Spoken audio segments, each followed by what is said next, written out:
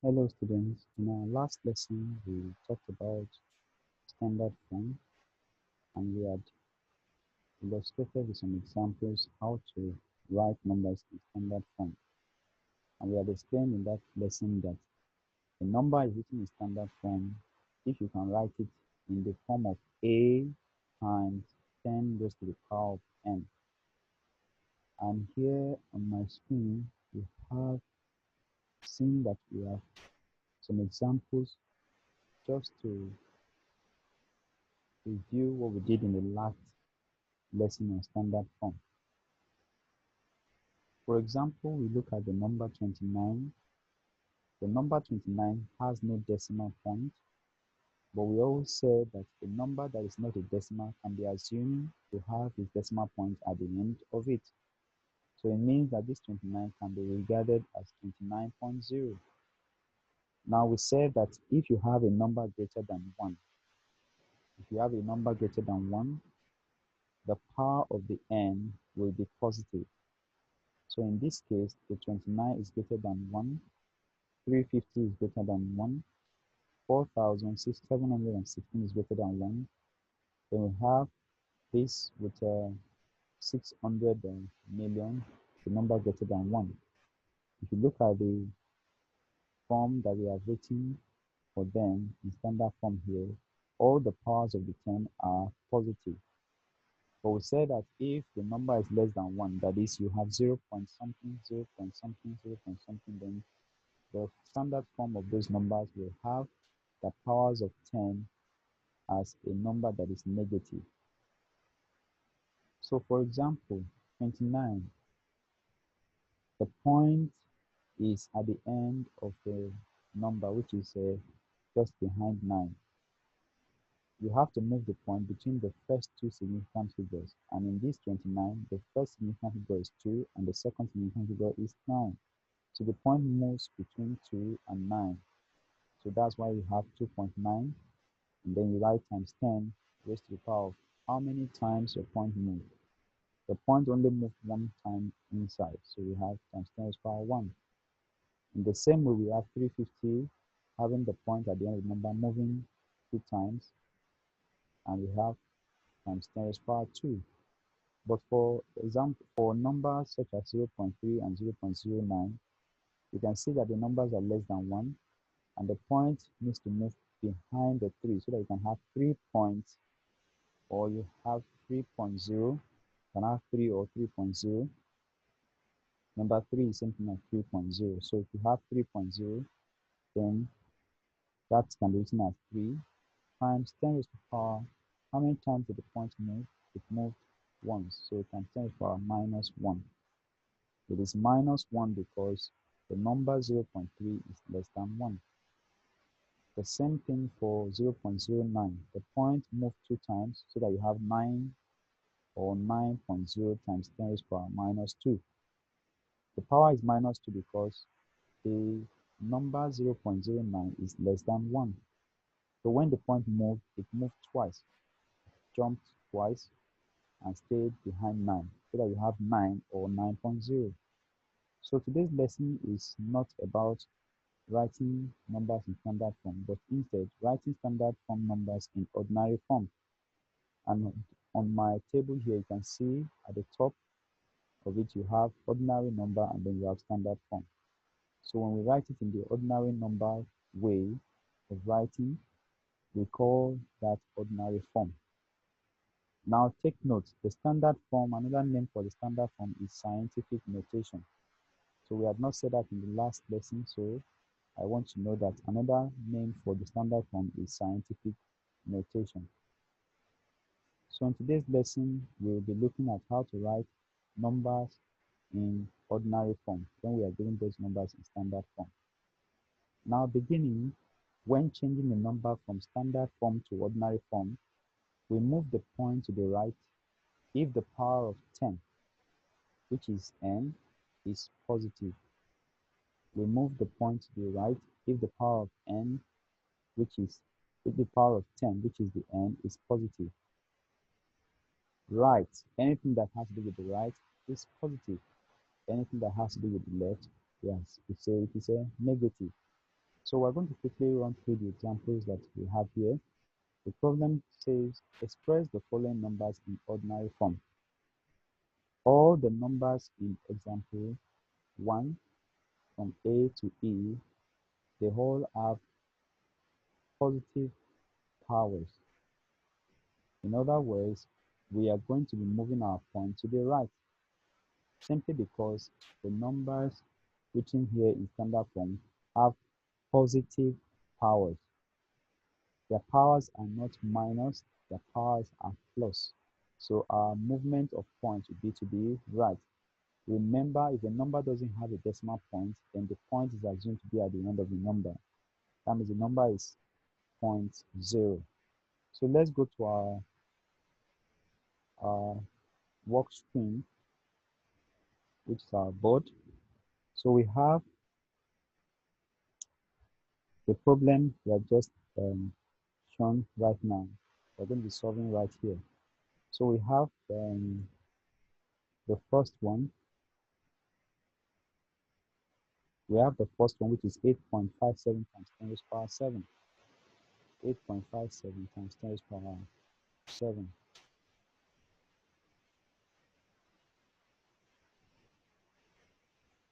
8.57 times 10 raised to the power of 7. Now my 8.57, I'm going to try and do the working somewhere outside. Now 8.57, this is it. So I'm going to move my point to the right. My right, it will move to the right by 7 places. So I'm going to move 1, 2, 3, 4, 5, 6, and 7. So my point stays here. So what happens to these holes or spaces I have there? I'm going to put zeros there. So we have 0, 0, 0, 0, and 0. So I have 1, 2, 3, 4, 5 zeros in addition to 5 and 7. So the answer to this would be 8, 5, 7. Then I have 5 zeros. 1, 2, 3, 4, 5. So that gives us the answer. You can write 0 if you want, or you can leave the decimal point there if you choose. So the second example, let's see what it says. It says 4 times 10 raised to the power 2. So this is the answer to our A question. Then the B question, we have 4 times 10 raised to the power 2. 4 times 10 raised to the power of 2. So the same way, I have 4 as 4.0. 4 as 4.0, but I'm going to bring my point to the right 2 times. So I'm going to have 1, 2. So that's my decimal point there. This whole is just 1, so I'm going to have 0. So we have 400 or 400.0 if you choose. So the answer is 400 in ordinary form. The C question says 5.1304 times 10 raised to the power 3. 5.1304, so I have C, 5.1304 times 10 raised to the power of 3. So if my point should move, it will move 3 times. Where? To the right, because my power of 10 is positive. So it's going to move from here 1, 2, and 3. So it's going to move there. Well, let's write here. We have 5.1304. So my point moves 3 times. 1, 2, 3. It stays between 0 and 4. So we have 5, 1, 3, 0.4. That is my answer in ordinary form. D, the question D, I have 2.39 times 10 raised to the power 1. 2.39 times 10 raised to the power 1. 39.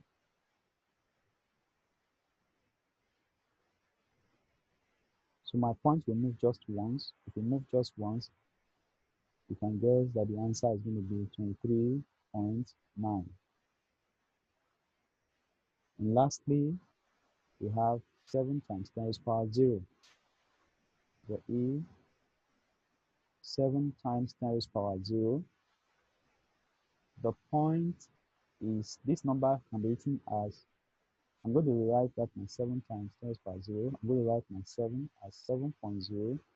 7 is same thing as 7.0. We have times 10 raised to the power 0. Now, that is going to be 7.0. Why did the point not move? Because the power of the 10 is 0, meaning that you shouldn't move the point at all. So we didn't move the point. The point remains this. So you write 7.0, or our answer remains 7. And a quick reminder, remember that in indices which we have treated, we said anything raised to the power 0 is 1. So we can have that 7.0 or 7 times 10 to the power 0 is something as 7.0 times 1, which gives us 7 or 7.0 as our answer. Take note of that. Now we will take a look at another example that has powers of 10 which are negative. So let's take a look at that.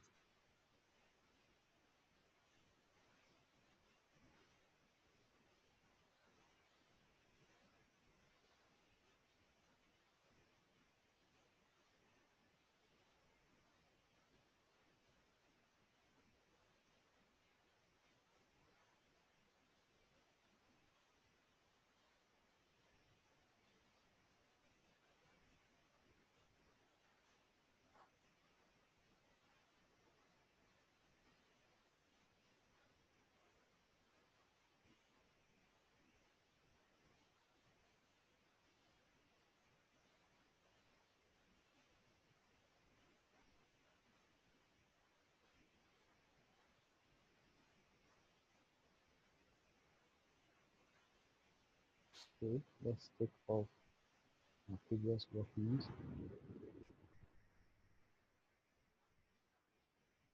Alright, so let's begin the solution to our next example.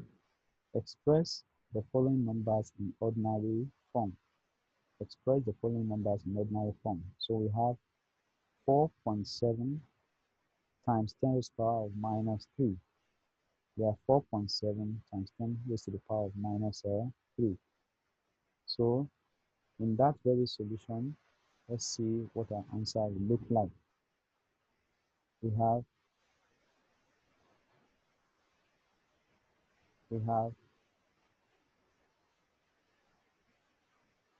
this to be equal to, now my 4.7, let me do a working by the side. I will have my point move to the left 3 times. So I have 1, 2, 3. So that will be 0 in this hole and 0 at the beginning here. So that my answer becomes 0.0047. And why is it 0.0047? Because our point was moved to the left. Why was our point moved to the left? Because the power of the 10 is negative. That's why it moved to the left. Now the second one, we have 5.008 times 10 raised to the power minus 5. So we're going to move the point to the left 5 times. So I have 5.008. My point moving to the left 5 times. So I'm going to have 1, 2, 3, 4, 5. And my point stays there. So I'm going to have zeros in these spaces I have. Zeros in these spaces I have. So my answer will be 0 point, or that is point 0.0005008 Remember, this is where our point stays now, so I'll put a 0 in front of it.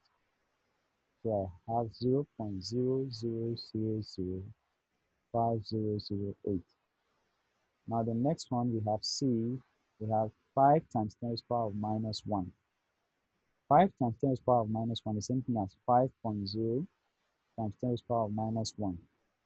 My point moves to the left just once. So if you move to the left just once, I have it here.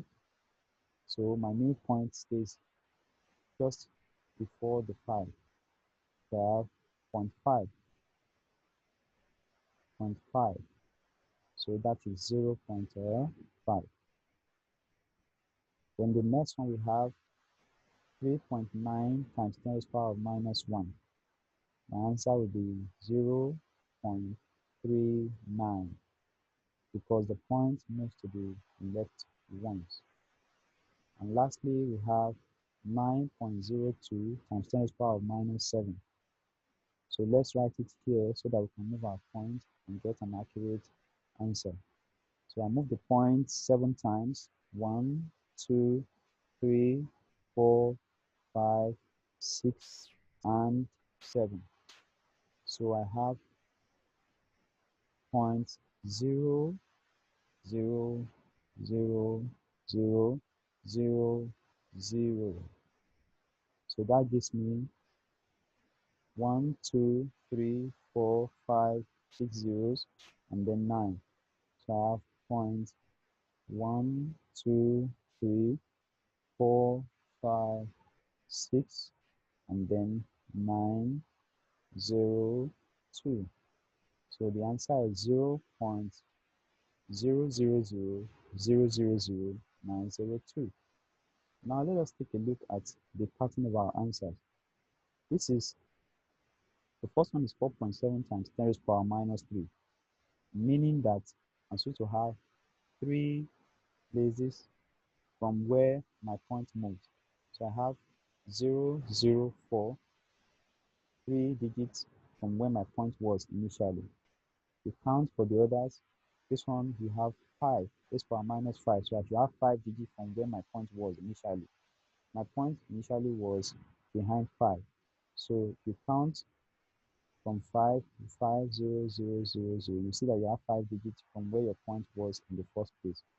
The same thing applies to here. We are going to also want to explain these that we have here in a way of indices. So I want you to follow very carefully. I'm going to go over it again, but this time around, I want to explain it in the form of indices. So you can be asked to write these numbers as fractions. You can be asked to write them as fractions. So how do we get those numbers? Let's start with 4.7 times 10 to the power minus 3. So A, I have 4.7 times 10 to the power minus 3. That's something as 4.7 times 10 raised to the power minus 3 can be written as 1 over 10 raised to the power of 3. Remember, this is what we are to write when we have negative power in index form. So we have a negative power. The negative power tells us to write 1 over 10 over what? 10 raised to the power 3. So the minus is what is represented as 1 over, or what you call reciprocal, then over what? What is left there is 10 raised to the power of 3. The minus has been written as 1 over, what is left is 10 raised to the power 3. So we put that 10 raised to the power 3 on there. So that gives us 4.7 times 1 over 10 raised to the power 3 is 1000. So that's something as 4.7 over 1000. So whenever we are dividing a number by power of 10 or by multiple of 10, sorry, you move your points to the left. Whenever you are dividing a number, points always move to the left. So if the point moves to the left here, it's going to move 3 times. We're going to have 1, 2, 3. So the point stays where we have 0.0047. So that will be 0.0047. Now let's take a look at our previous answer. That's what we got in the first place, 0.0047, and that's what we have here. What I'm trying to emphasize here is that when you are asked to write the number as a fraction, then you can have it written in this manner, 4.7 over 1000. Then you go on to simplify by making sure the point is moved, the number of zeros that you have at the bottom, and then you have a number in ordinary form again. Alright, so we'll stop here in this lesson. In another class, we will have some other problem solved around the standard form. Have a nice day. See you in the next class.